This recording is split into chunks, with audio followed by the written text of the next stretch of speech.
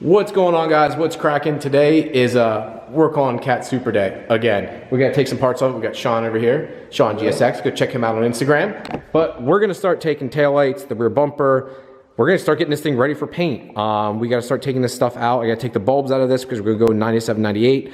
The third brake light needs to come out. We're taking the rear and I called that an antenna, by the way. That's what I just called the antenna. What? That just happened. That's called a wiper. We gotta take the antenna out. Side marker's got to come off. I'm trying to take off as much as possible. I should take the exhaust off too, actually. I'll probably jack that up eventually, but right now that doesn't matter. So we're going to start digging into that, and Sean's going to help me today because I know how much he loves this. So first thing we got to do is, her shocks are about half blown, so apparently I need to replace them. We got to take this plastic panel off. Underneath here is how you get to the third brake light and how you get to the rear wiper. So we just, Sean. This part sucks. I don't like doing this. Listen. Tell me that's not like horrible, right? Like that's the only way to take it off. It's literally popped in. It makes me cringe. Oops.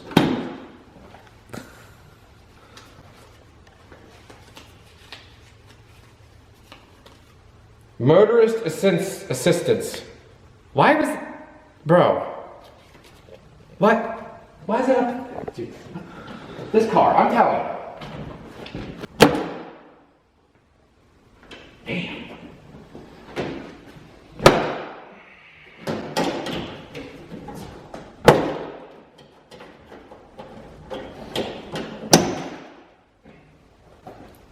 Ta-da! What the hell was that? All right, so there's a 27 millimeter nut you have to remove first.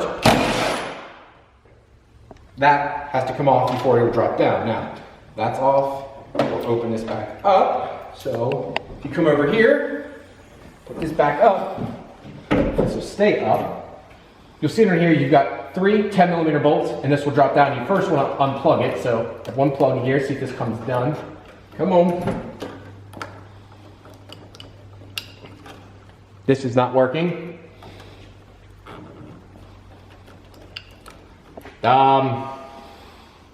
Interesting. Got it. Knew that would work. Knew it. Now, use 10 millimeter and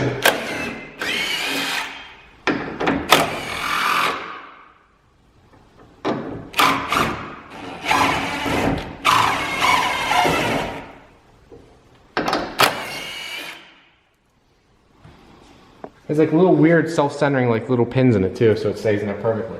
Very interesting.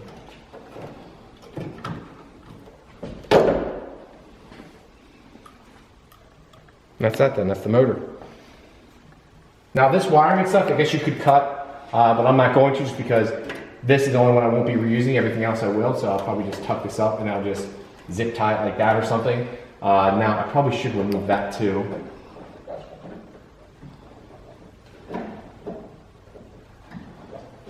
All right guys, so we're taking out the third brake light now. Sean's taking out the 10 millimeter bolts that are about 10 years too long.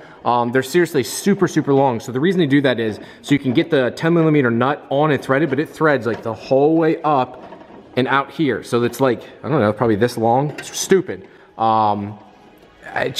They do it so you can thread the nut on easily. You don't drop it inside here and it's rattling around. It's just how they do it. So Sean's trying to get that last little bit, and you can tell he's getting irritated at this point. Sean, you're the man. Thank you for helping, buddy. Okay, guys, here's your third brake light on a Supra. Believe it or not, these are actually like old school LEDs. So they are they're just very poor LEDs. That's why they do burn out. This one has like 3 left in it. I'm gonna hold on to it for nostalgia reasons. I think it's cool. It's one of the first lights that was clear, right? And the lights actually light up red, which is kind of neat, which was cutting edge. This is 93. But look how long the studs are. They do that again so you can fit your fingers up, get this one on, and then you gotta thread it the whole way up. But here's something else we just found. So the third brake light's out, and we're like, why don't the bolts come out? Well, it has these like little clips and has the nut built into it. So this goes down in like this, and then when I paint this, I'm really gonna have to be careful because I'm gonna be paranoid, but it goes down and it fits in like that, and then you bolt it up. Very, very weird. I've never seen this before. When I get this done, I'm definitely gonna have to be careful as crap so I don't mess that up. Let's get this other one here. Dang it. Gotta get a magnet.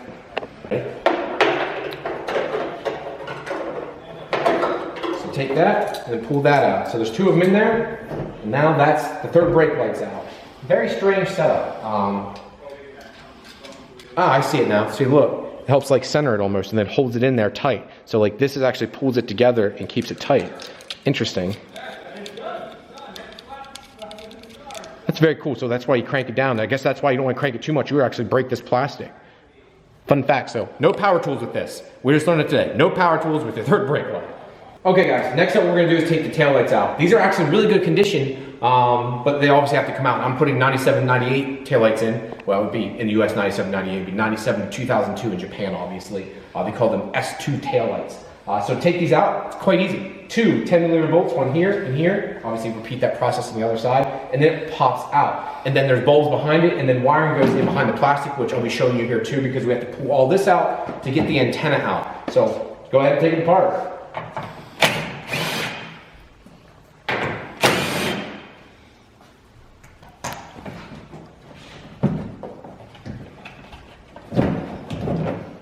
Now, you guys come over here. To take this out properly, you see like little screws here. The screws are actually to hold the wiring in tight. It's pretty good on Toyota's part. Something you would never think of and most manufacturers run. This would all just be loose and the bulbs would come out. So they have these screws in here to actually hold the wiring as tight as possible. So when you put it together, it's not loose, it's not rubbing, nothing goes wrong. So you have to pull these screws out. You don't fully pull them out, you pull them out and you can pop the wiring out then, and then you pop all the bulbs out. Pretty neat little thing from Toyota. I always thought that was cool. So yeah, you just pull those out and then pop all the plugs out. Okay, so if you have a Target model, you're gonna have to do this. If you don't have a Target model, ignore this step. You have to pull off these little plastic clips here. So you take a little plastic tool like so and pop it up if you can. Come on, baby. Look at that Keystone light in the picture. Yeah, good thing we got that Keystone light though. Let's see if we can get this. There we go. I like using little plastic tools because it keeps from marring anything up. And then you can get to the screws behind here. So you want to repeat that over here. Boom, you get to these screws. Now, these screws just go like so. Come on. And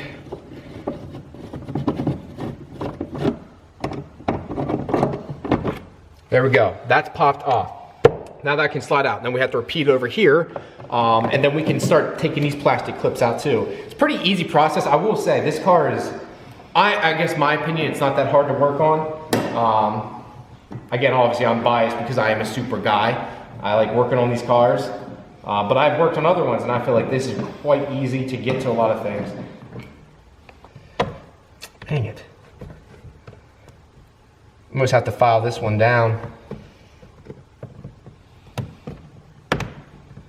All right, so guys, first off here, I went ahead and plugged these first set of lights. There's a little clip right down here. It's hard to see. I know Sean's having a hard time here just with the lighting.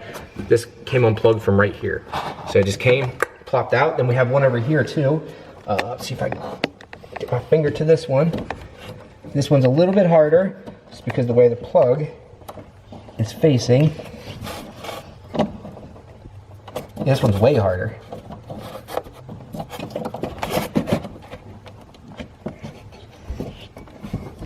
There we go. And then out. So now these taillights pull out and through. So I was talking to you guys earlier, and this is the only reason I'm doing this, because I'm going 97, 98. We started taking these screws out, right? And I was like, wait a second, I've got to take the wiring out, because when you go to 97, 98 taillights, they require all new wiring. So it's an FYI. You can't reuse the 93 through 96 wiring.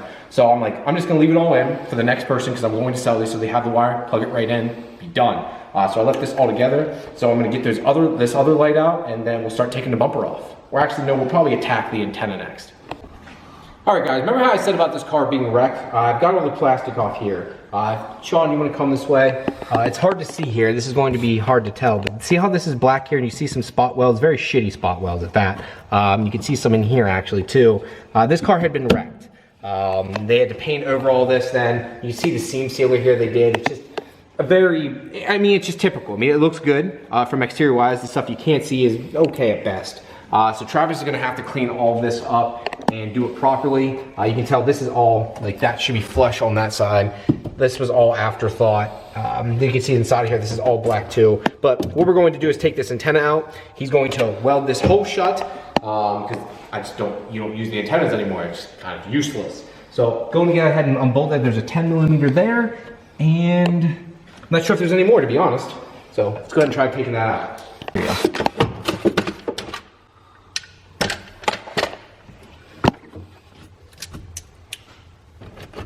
Now, I don't know how this top piece out here comes out. We need to stop recording. All right, guys, so it's just me here now. Sean, everyone's left, so just me, doing stuff. So this is what we're doing next. We're taking out the rear bumper, which this side is, watch, off. So I can push that back in. Come on, line back up. Well, actually, just show you from the side here. Super, super easy. So you got one here, and then one down here. There's only 3 bolts, and then there's a guide pin there. So if I lift this up a little bit more, but I can't get to go in, of course, because I'm doing it one-handed now. But there's 2 bolts you need to get from the top panel up here. So you're gonna reach inside this hole here, get back in here. This is where your antenna would be. You might be able to get it with the antenna. I highly doubt it, but you might be able to. Get the 2 bolts in here. Super easy to see, but the antenna's in the way. Now I gotta take that plastic panel off, and again, get the 2 bolts up top. The one is down below, like right here. Super easy to get, don't even need to jack up the car. One 10mm bolt. And then once you get that off, it literally slides the heck off. Now there is the plastic clips underneath here too, which I got the strip over there. It's 4 plastic bolts. They're kind of a pain in the ass. Not gonna lie, they kind of suck, but oh well, it's off now. I don't have to worry about it. Take those off, and then I believe the rear of the car is really done for the most part. I'm trying to think, I mean, hatch-wise, I will have to take the hatch off. I do need to. I'm not sure how to do that. When they welded mine, I'm not sure how they did it. I'm gonna have to ask Travis, my body guy, how he wants to handle that, because that's super easy. You know, you unbolt it, you can fully see under it. If you see here, guys, see straight through. Again, right here, fully straight through. I mean, I can get my hand up through here, probably put my finger through. See? Woo! Pretty freaking easy. Not sure what to do. Obviously, I'll have to take this off too. I'll probably actually just do that there, because it's literally 4 bolts inside for the plastic retainer. Pull that off, and then 2 bolts there, 10mm. With an impact, a minute on a bad day. So that's easy. So just get this bumper off, and then I'll have to worry about the fenders and all that stuff here next. Get the doors off, get the glass out. The glass, I'm not sure what to do. If you guys can give me some insight when it comes to glass, please let me know, because I have no freaking clue what I'm doing when it comes to that removal. Well, I had Travis come over last night, and we kind of discussed a little bit more about what we need to do with paint and everything. He wants me to go ahead and remove these, I guess these mounts, whatever they're called. I'm gonna figure out how to get these little guys out. I'm not sure how these are connected in there. I think they're just pressed in. So I gotta get those out, and then fish this out, get these out too, because this actually helps hold the bumper on. But there's these little bolts, but these are self-centering bolts, so I gotta make sure that all stays together, because I guess this needs to feed up through. I guess this needs to disconnect somehow. I'm not sure how that even comes apart, so I guess that's how that works. So I have to record all that, because I'll mess that up some freaking way. This is the kind of stuff I don't like removing, because if you don't put it back on right, it never is right, and it's just nerve-wracking to me. All right, so we gotta take these off. So what you need to do is remove the 10mm bolt on the bottom first, on both sides, and then I believe these are a 10mm also, I think. They might be a 12.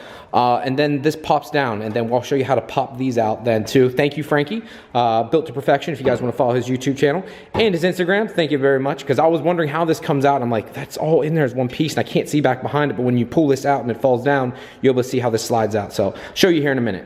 All right, so those bolts are out now, guys. So you're gonna take this, pull it down some, and pull it out this way. Now, there will be a little electric connector on this side you have to undo. That side you don't. This is to let you know that your hood's open. Now, once that's out, it's kind of hard to see here, but see that little piece right here? You gotta pull that towards you, and then you can see that line fishes down under there. You gotta fish that down. Let's see if I can set this camera here. Oh, that might work. So you gotta pull up on this. See if I can get this up. Come on. Come on, bitch. Come on, you bastard. Come on, Ricky Bobby, this is horse shit. Of course, the other side popped right off. The side I'm recording, of course, isn't working the way it should, but you know, that's how it goes. All right, now that the fender's off, I got the fender over there, and I got the plastic sitting outside there because I'm gonna clean them up, but that was at the bottom of the fender, just chilling, all of that dirt crap from over the years. So it's kind of nice to take this all apart just so I get that. I can't even imagine how much is in my car. But that was just sitting at the bottom of the fender, and it just fell out. So I'm gonna clean all those plastics up, because I'm gonna reuse those.